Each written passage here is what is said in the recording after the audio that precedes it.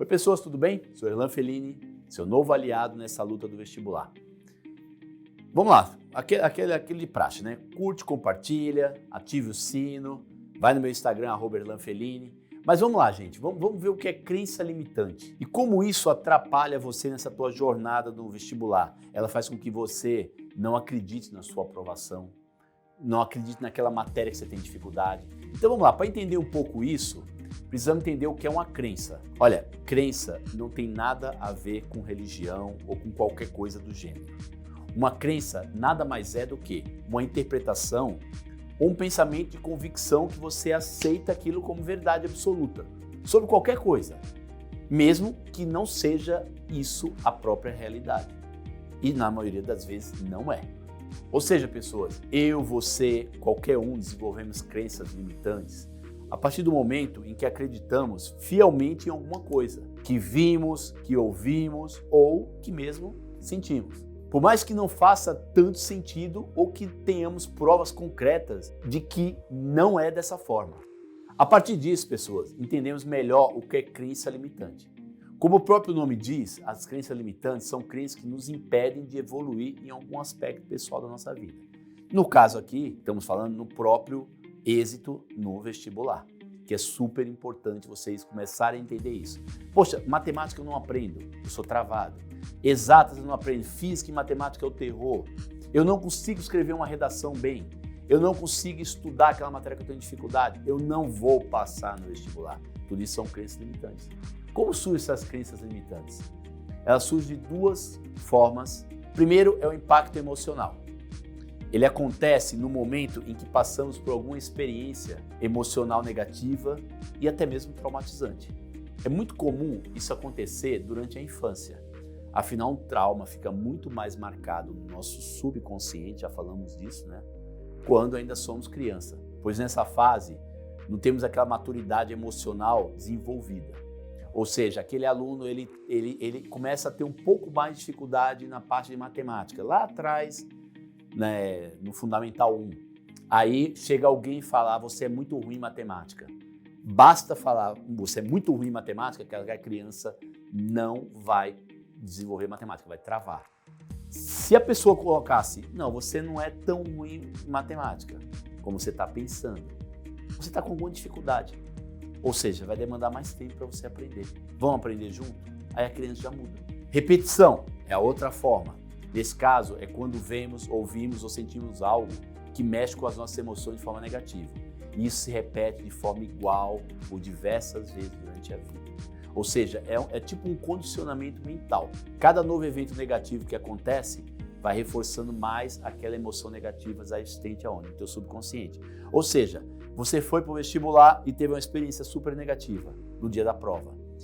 Você olha aquela prova, você se confundiu, você se perdeu na prova. Lembra aquele primeiro vídeo? Você tem que fazer a prova por blocos para não se perder. Mas vamos supor que um dia você se perdeu, você entrou em confusão mental. Lembra que eu expliquei? O teu fator crítico ele ativou, você não consegue mais acessar teu subconsciente. Ou seja, você entrou em paranoia ali no dia da prova, você fala, meu Deus do céu, eu não consigo fazer nada.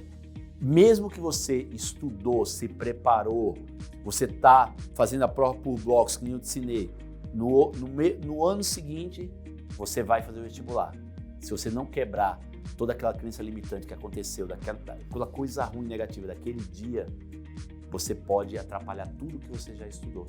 É muito bacana esse negócio de crença limitante. Temos que quebrar nossas crenças limitantes. Agora, pessoas, o principal, como vencer essa luta ou como quebrar essas crenças limitantes? O primeiro passo você já deu, que foi entender o que são crenças limitantes e como elas são fabricadas no nosso subconsciente. Agora você precisa fazer uma autoanálise, identificar quais são as crenças limitantes que você carrega, porque é muito individual. Cada pessoa tem uma crença limitante. Pra você ver, eu tinha uma crença limitante até entrar no cursinho de que eu era muito bom de exatas, mas eu não sabia escrever uma redação. Então isso foi quebrado por um professor, que eu agradeço ele até hoje. Ele falou, Erlan, lê muito jornal e começa a pegar diálogos de livros, de jornais e vai copiando. Eu comecei a fazer isso. Então eu comecei a me desenvolver muito bem em redação. Então você vê, hoje eu faço uma redação qualquer vestibular e é muito difícil eu não tirar mais do que entre 8,5 e 9. Por quê? Porque hoje eu tenho confiança em fazer redação. Eu identifiquei o meu problema melhor. Aquele professor identificou minha crença limitante e passou a ser uma tarefa fácil. Ela vai requerer bastante esforço, paciência, pois algumas crenças limitantes podem estar enraizadas de uma forma tão profunda que às vezes você acha que é algo normal. E você pode acreditar, você vai encontrar mais crenças limitantes do que você imagina. Outro passo é vigiar as sugestões que chegam até você. Lembra dos distratores, dos sabotadores mentais?